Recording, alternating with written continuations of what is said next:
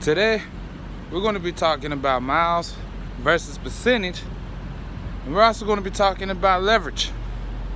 But I got to get the intro out the way, so let's go. This is the most scariest part of my life, trying to pass a damn Swift truck.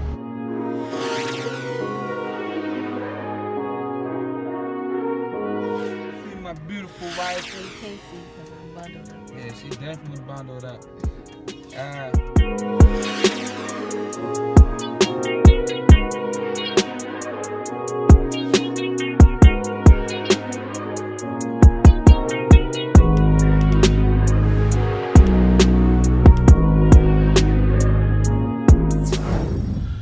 What's going on, everybody? Welcome back to another episode of Trucking Truth. I'm your boy Aaron Hamilton, and today we're going to be talking about Numbers Don't Lie. It's another series.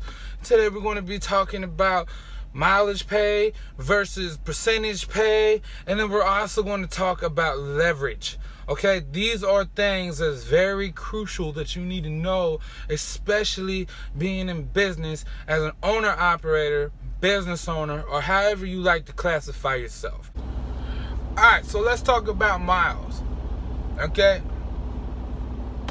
Now, when you're running at a per mile rate, which I recommend if you're going to find a place to lease onto as a lease operator or a lease purchase operator, or even if you have your own truck and whatever, my strongest recommendation, it doesn't matter across the board, make sure that you're getting paid $1.10 on all miles loaded and unloaded, plus fuel surcharge. Now, on miles, basically how it's set up, you want to take whatever you're making per mile and just set that to a side for a second, right? You want to take your truck payment that you make each week. The average truck payment for lease purchase and lease is between $850 and up. You also want to take all of your other fixed costs, insurance, cargo insurance, liability insurance, all the fixed costs that you have to pay, including for like your ELD if you have to pay for it each week, and you want to add all of those together. Okay? When you turn around, now you also got fuel and you got tools. Okay? Now, those are two of your biggest variable costs. So you want to take, let's say you're running for 3 months, you want to take the highest week out of the 3 months that you spent on tools, that you spent on fuel, and I want you to sit there and take that and add it to your fixed costs. And then when you sit here and add all of those together, now the biggest recommendation, whether you're being paid percentage or you're being paid per mile, is to make sure that you have a personal escrow. Okay, there's a difference between an insurance escrow and an insurance escrow where they'll tell you, hey, that they need like $5,000 or $2,000. That's usually because of the deductible that you have to pay in case you was in an accident or freight claim or whatever. But set up a personal escrow with the company you're leased to. Like mine right now, I'm having them take out $300 a week. So that way, it's just another way of me saving money. Take that $300, add that to your fixed and variable costs, and then also turn around and take your escrow costs that they charge you automatically and add it to your fixed costs. Now, when you add all your costs up together, your variable and your and all your fixed costs and all of the miscellaneous right around it, right? Take that, and then basically now you have a gross that you have to make, and gross is usually in between $2,500 to $3,500 that you have to gross, okay, a week, just to stay in business, just to break even. All right. Now, I know for paying per mile, usually things are a tad bit cheaper. It's usually around about $2,700 that you might have to pay all out of your pocket. you know, just to be able to stay in business. So when you take that, divide it from what you get paid per mile without the fuel surcharge. Okay? Take that, divide it by what you get paid per mile without the fuel surcharge, and now you know the minimum amount of miles that you need to run a week to be able to stay afloat. Okay? But my recommendation, as like I said, is to make sure you're getting paid at least $1.10 per mile on loaded and empty miles.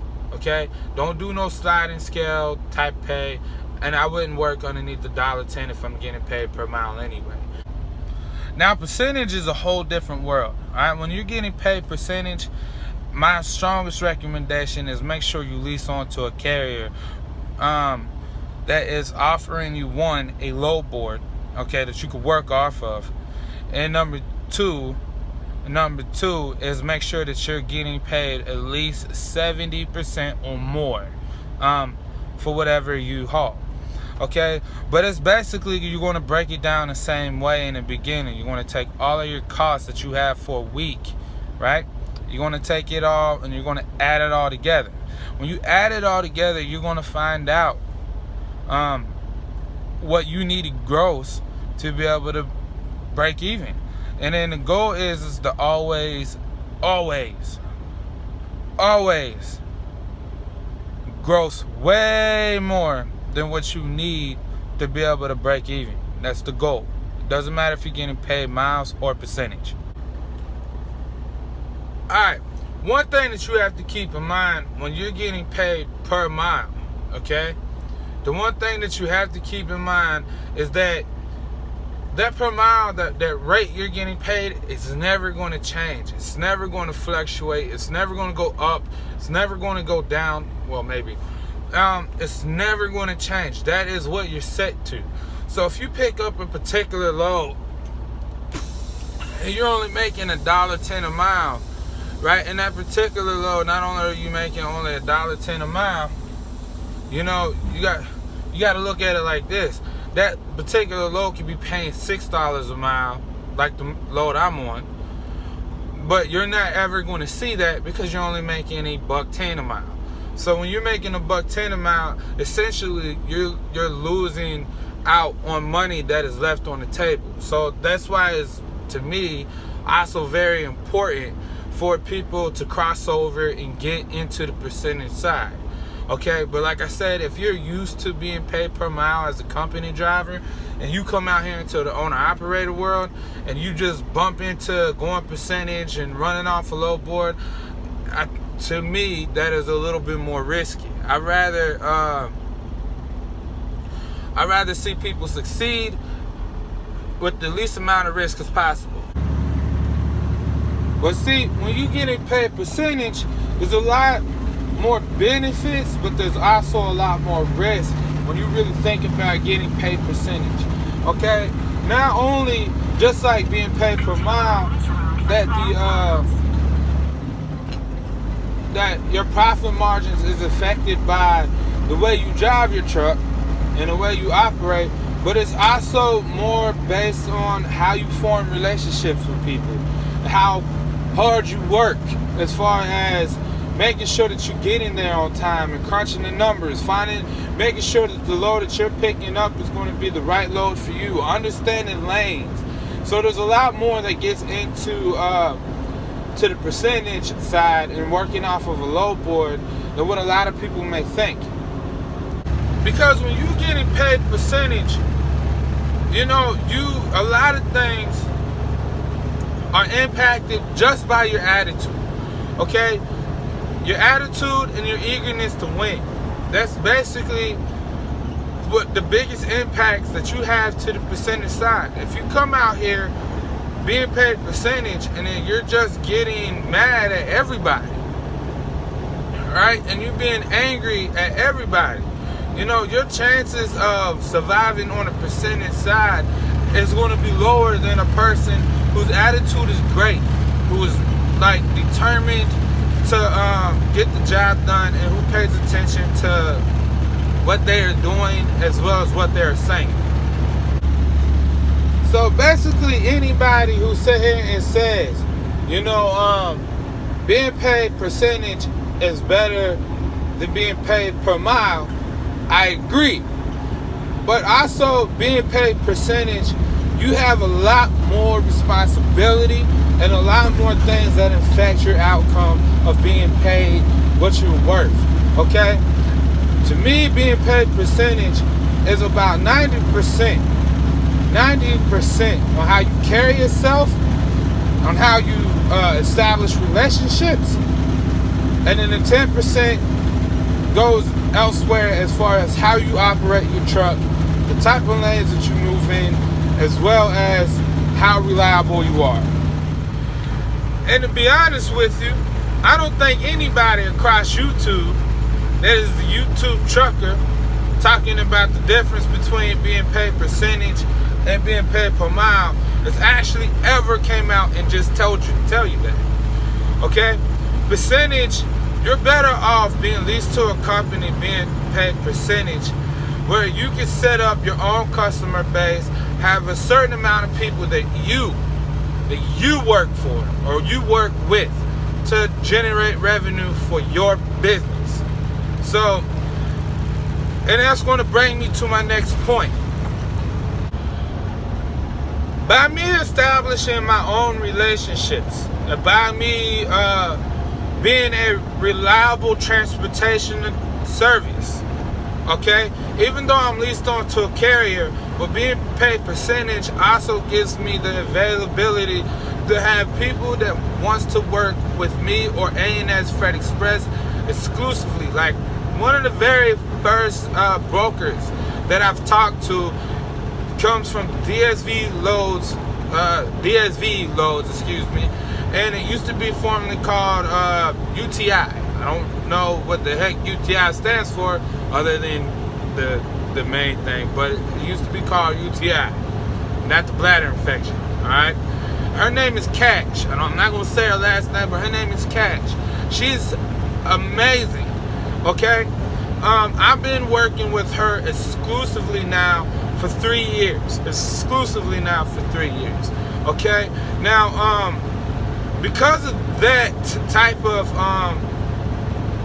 connection, I'm able to pull different and various types of loads just through her alone.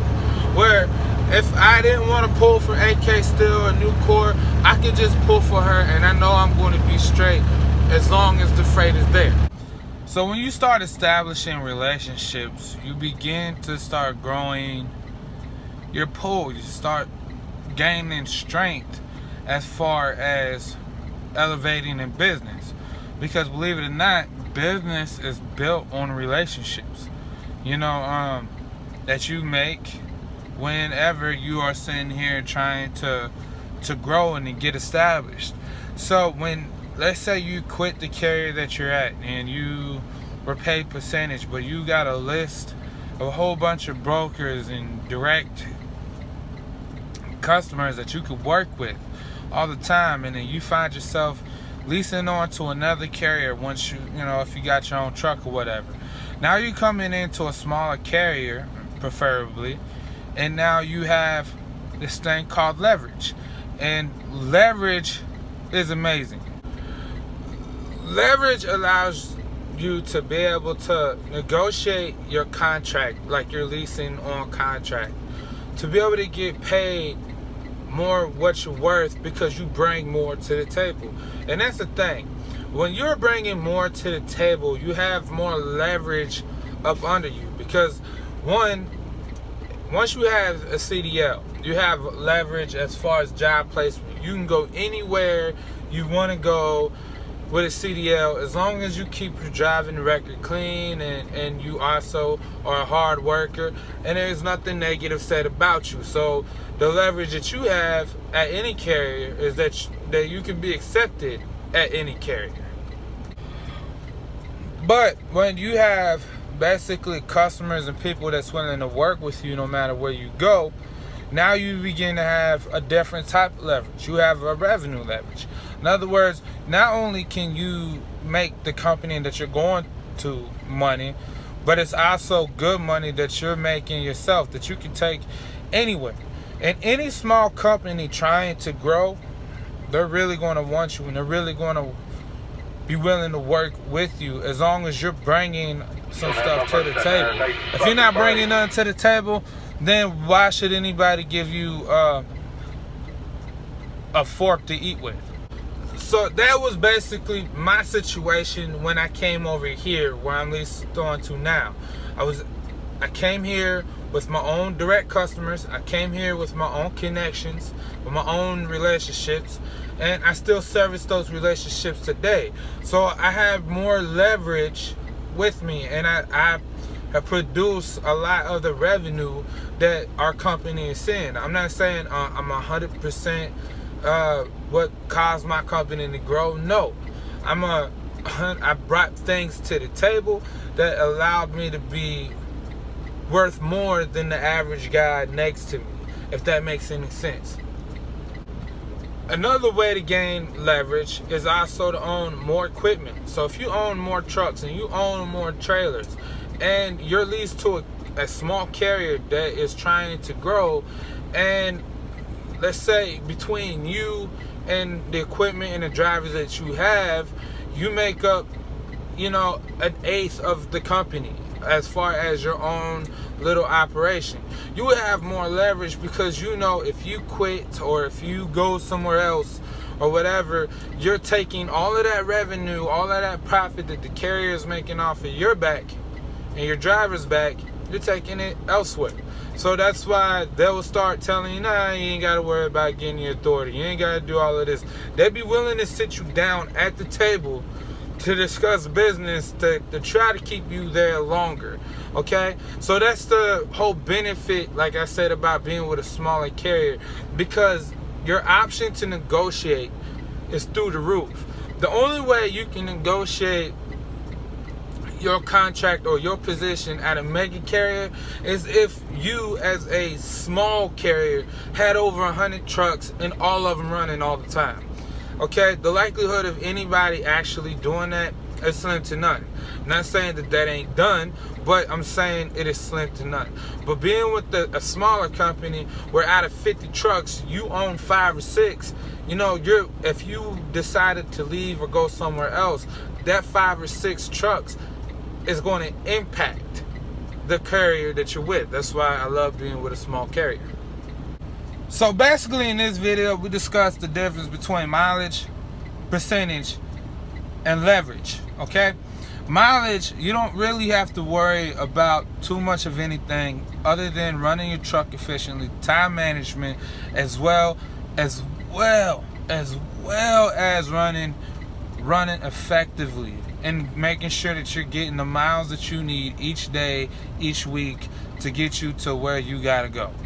Percentage, you learn that it's a little bit more riskier than what people, you know, makes it out to be. Even though it beats mileage any day, but to be on top of your game on the percentage side, it's more so about how you establish your relationships with the people that you work with, and it's also about your attitude, and there's a lot of more things that factor into being successful on the percentage side. And if you're successful on the percentage side, then you're going to have this thing called leverage, okay? Because not only are you making great money, you also, you know, developed your own base. You developed your own core of people that wants to work around you. So percentage is basically better off if you got positive connections and you got positive relationships and bonds formed with brokers, with direct customers and stuff. Hopefully you guys found that this video was informative, as the other 2-3 videos that I put out about numbers don't lie. If you guys got any more like tips on how to be a successful owner operator, leave it down in the comment section below. I welcome anybody's, you know, advice, anybody's constructive criticism. So comment it down below. Also, at the same time, give me a thumbs up if you found the information valuable. Hey, share it out. Let other people who watch it and learn and listen. Okay. Also, at the same time, I don't care if you guys heard it over there. I hope the guys y'all didn't hear it over there, because over here I'm only going to give y'all the mother trucking truth. Nothing more, nothing less. Now I got to get to work. I'll catch you guys on the other side. Peace.